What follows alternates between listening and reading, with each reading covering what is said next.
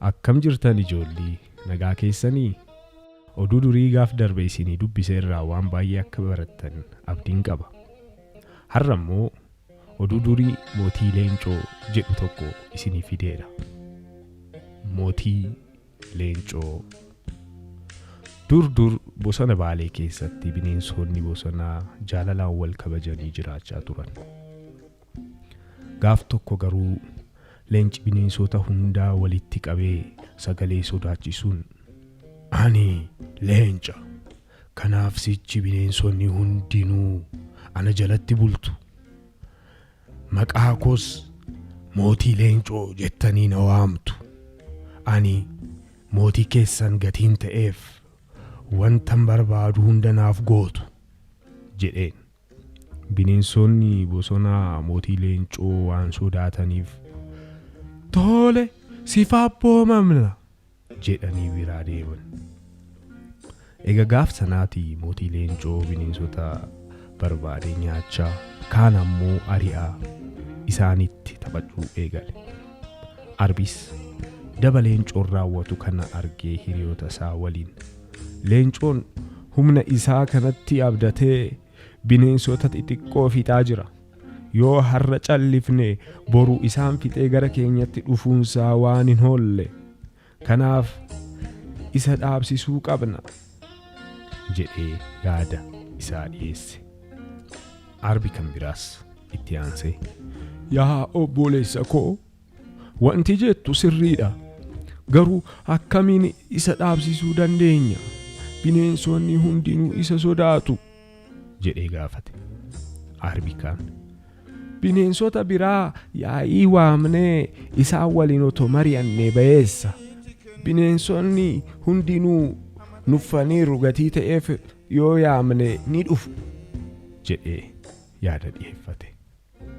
Yaa'iin arbootaa walii galee bineensota bosonichaa leencoon ala ta'an hundaa waamanii yaa'ii guddaa adeemsisan. Arbis yaa bineensota bosona kanaa, bulchiinsi mootii leencoo hunda keenya akka nuffisisee ni beektu. Kanarratti waliigalleerra yoo ta'e mala garraamii tokko malee mootii leencoof barumsa guddaa kennuu qabna. Mala qabdan eessaatii irratti haa mari'annu jedhee yaada isaa dhiyeeffate. Yoona kurupheen ol utaaltee ani yaadan qabaa na caqasaa jettee haasa'uu jalqabde. Ani daggala itti badu dhabeen ilmaalee koo ficcisiisaa jira. Leencoon sanyii koo dugugaa jira. Yoo arba sodaatu natti, yoo gafarsa ari'ee dadhabu natti garagalee ilmaalee koo nyaachaa fi na jibbisiisaa jira. Kanaaf ani barumsa gaarii leencoof kennuun qaba.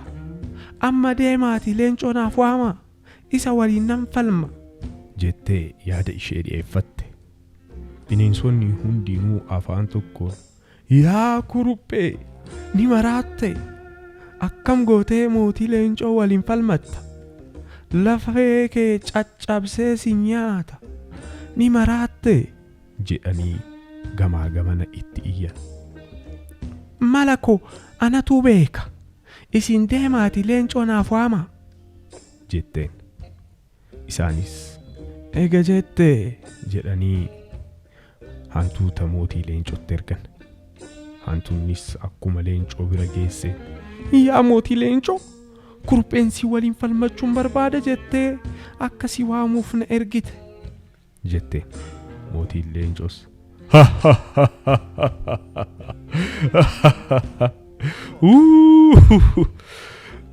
jechuun lafarra gangalatee eega kolfee booda mee maal jette?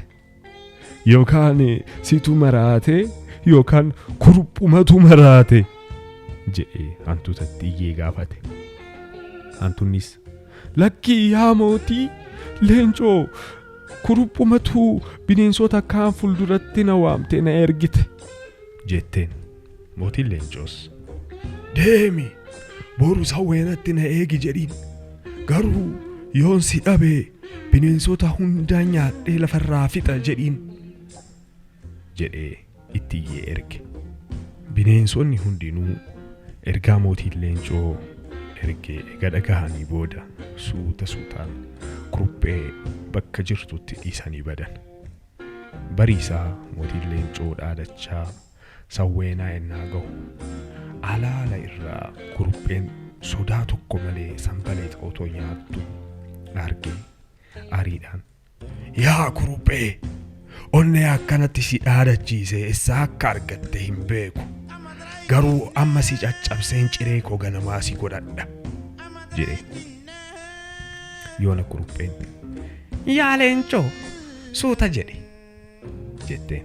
Mootiin leencoos akkamitti leencoo naan jetta ani mootii akkan ta'e otoo beektu jedheen. Kurupheenis ati arba sodaattee gafarsa sodaattee ilmaalee koo fixxa sodaataan akkamitti mootii ta'are ani siin sodaadhu hubboo muka sanarra jiru sana namni naaf buusu otoo jiraate isarraa humna argadheen si caccabsee mootii ta'a ture garuu amma buusuun dadhabe jettee hubboo mukarratti jiru tokko itti agarsiifte. Mootiin leencoos quufni kee akka garmalee guddate argaan jira garuu si caccabsee si nyaachuu kootiin dura hubboo jette kana bufadheen humna abdatte kana yoon fudhu arguu qabda jedhee muka sanarratti ol bahee hubboo mukarraa kuutee lafatti yommuu darbu wanta hubboo fakkaatu sana keessa kanniisni yaa'ee mootii leencoo hedduu jalqabe. Kurupheenis fiigdee bosonatti baqatte. Mootiin leencoo garuu kanniisaan ari'atamaa naaf birmadhaa maaloo naaf birmadhaa maaloo na dhaqqabaa jechuun iyyaa mankaraaraa yoo fiigu birmaduu dhabee garba tokkotti lixe. Egaa gaaf sanaatii jalqabee mootiin leencoo bineensota bosonaa hafan hundaa kabajee bosona baalee keessatti nagayaan jiraachuu jalqabe jedha.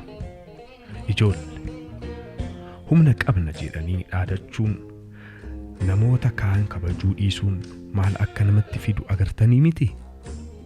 Egaa isinis namni hunduu akka walqixa ta'e beektanii nama hundaa kabajuu qabdu. Oduun durii har'a isinii qabee dhufe kana fakkaata waan baay'ee akka irraa barattan abdiin qaba.